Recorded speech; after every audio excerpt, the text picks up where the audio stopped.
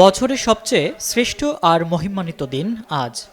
লাব্বাইক আল্লাহুম্মা লাব্বাইক লাখো কণ্ঠের এই পবিত্রময় ধ্বনিতে এখন মুখরিত পুরো আরাফাতের ময়দান, যেখানে চোখের জলে নিজের সমস্ত গুনাহ মাপের আকুতি জানাচ্ছেন ২০ লাখেরও বেশি আল্লাহর মেহমান। ইসলামের বিধান অনুযায়ী আজ ৯ জিলহজ, পবিত্র আরাফাত দিবস। এই ঐতিহাসিক মাঠে অবস্থান করাই হল হজের প্রধান ও অন্যতম ফরজ কাজ। ভোরের সূর্যোদয়ের পর থেকেই হাজিরা মিনার তাঁবু ছেড়ে দলে দলে আসতে শুরু করেন এই ময়দানে। এই সেই স্থান যেখানে আদিপিতা হজরত আদম আলাইসাল্লাম এবং বিবি হাওয়া আলাইসাল্লামের পুনর্মিলন হয়েছিল। পদ্মা সেতু, মেট্রো রেল এবং এলিভেটেড এক্সপ্রেসওয়ে নির্মাণের গর্বিত অংশীদার বসুন্ধরা সিমেন্ট।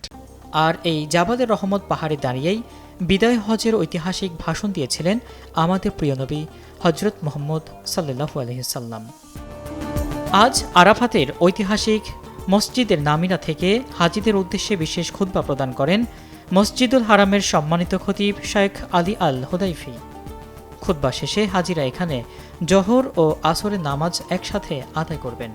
এরপর সূর্যাস্ত পর্যন্ত মহান আল্লাহর দরবারে হাত তুলে কান্নায় ভেঙে পড়ে মোনাজাতে মশগুল থাকবেন তারা। আরাফাতের এই দীর্ঘ অবস্থান শেষে সূর্যাস্তের সাথে সাথেই হাজিরা রওনা হবেন মুজদালিফার উদ্দেশ্যে। আজ রাতের পুরোটা সময় তারা কাটাবেন উন্মুক্ত আকাশের নিচে।